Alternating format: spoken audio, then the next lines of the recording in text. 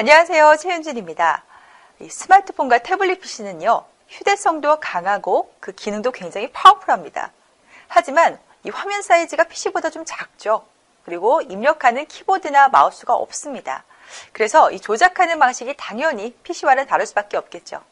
그러나 이 엠비즈 메이커로 제작된 프로그램은요, 여러분들이 다른 어떠한 설정을 하지 않아도 UI라던가 아니면은 UX 기능을 기본적으로 지원할 뿐만이 아니라 이 오토스케일링 테크놀로지라는 기술을 채택을 하고 있습니다. 그래서 이 한 번 만들어진 프로그램은 이 스마트폰이나 태블릿 PC의 화면 사이즈나 그 해상도에 상관없이 모두 구동이 됩니다. 그러면 화면을 보면서 함께 알아보도록 하겠습니다.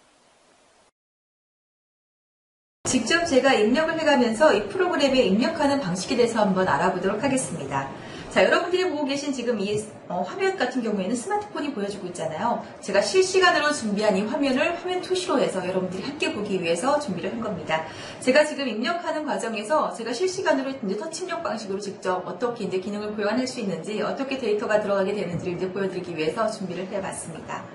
자, 가장 먼저 스마트폰은 화면이 굉장히 작다라는 제약이 있습니다. 그래서 잘 보이지 않는다라는 경우도 있고 입력하기가 어렵다라는 경우가 있습니다.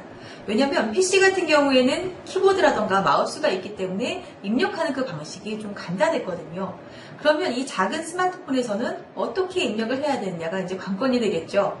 자, 이 화면을 보게 되면 여러분들이 앞서 만든 그런 회원 정보 관리보다는 조금 더 복잡한 화면으로 만들어 봤어요. 왜 그랬냐면 여러분들이 이제 프로그램을 만들다 보면 간단한 화면만 만들지 않을 거란 말이죠. 여러 가지 기능들도 넣어서 여러 가지 복잡, 다양한 여러 가지 그 화면들이 이제 구성이 되게 될 텐데, 그럴 때마다 이제 점점 이제 화면에 꽉 차게 되는 여러 가지 기능들을 과연 어떻게 사용을 해야 되겠느냐라고 이제 궁금해 하실 겁니다. 그래서 저도 조금 복잡, 다양하게 한번 화면을 만들어 봤어요.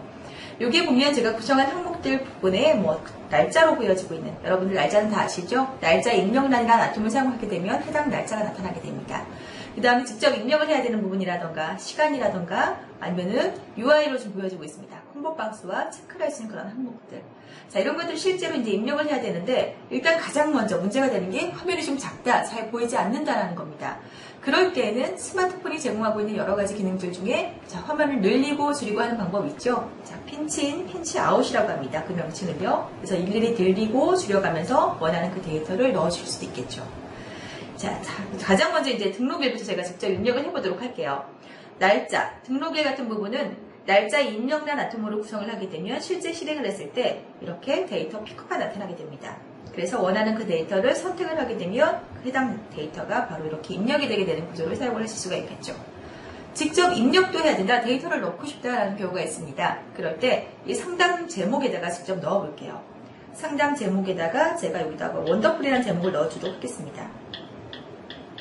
그러면 데이터가 바로 저장이 돼서 보여주고 있는 것들을 확인을 하실 수가 있습니다. 그럼 입력할 때마다 이렇게 일일이 입력을 하는 것이냐? 라고 물어보겠죠. 그렇지 않습니다. 자, 여기 보면 담당 부서라고 이제 빈칸으로 해서 보여지고 있습니다. 여기 같은 경우에는 제가 기준 정보로 활용할 수 있는 것들이 어떤 것들이 있다고 했죠? 콤보 박스라던가 팝업이라던가 여러 가지가 있다라고 말씀드렸습니다.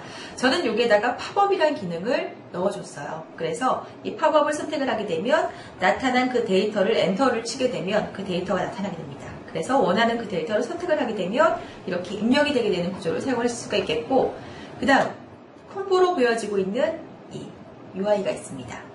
이 역시 콤보 박스를 선택을 하게 되면 데이터가 나타나죠. 자, 나타나는 데이터를 설정하는 방법이 앞서 말씀드렸었죠. 데이터의 원천이라고 해서 그 속성을 기존의 데이터를 가지고 있다라고 한다면 불러오던가 아니면 자체 정의로 해서 해당 데이터를 넣어줄 수 있다라고 말씀드렸었죠. 그래서 그렇게 해서 나타난 데이터가 지금 이렇게 보여지고 있습니다. 자, 원하는 데이터를 선택을 하게 돼요. 자, 저는 그룹을 선택을 해볼게요. 그럼 그룹이 바로 그대로 설정이 되는 것들을 확인을 하실 수가 있습니다. 그 다음 체크를 할 수 있는 항목들이 상담 구분으로 해서 보여주고 있습니다.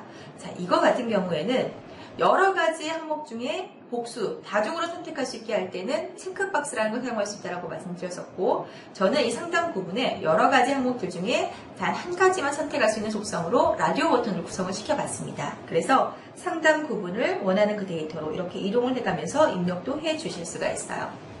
그 다음 하단에 보면 전부 다 이제 데이터를 넣을 수 있는 공간들을 만들어줬는데, 뭐 업무를 뭐 빗대서 사용을 하시든 아니면은 학생들이라면 그 공부를 하실 때 여러 가지 이제 중요한 그런 사항들이 있죠. 아니면은 뭐 업무를 보실 때 문제점이 생긴다던가 하는 것들을 실시간으로 데이터를 저장을 하시게 되죠. 그러면 그 데이터가 바로 저장이 되기 때문에 언제 어디서든 바로바로 저장했던 그 데이터 건에 대해서 확인을 해 보실 수가 있습니다.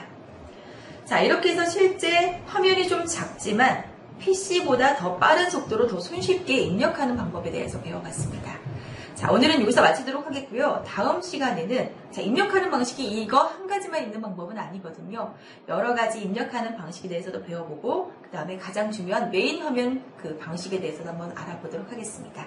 여러분들도 더 많은 기능들로 활용해서 이 한 가지 화면에 좀 알차게 여러 가지 기능들로 좀 섬세하게 사용을 해보시기 바랍니다.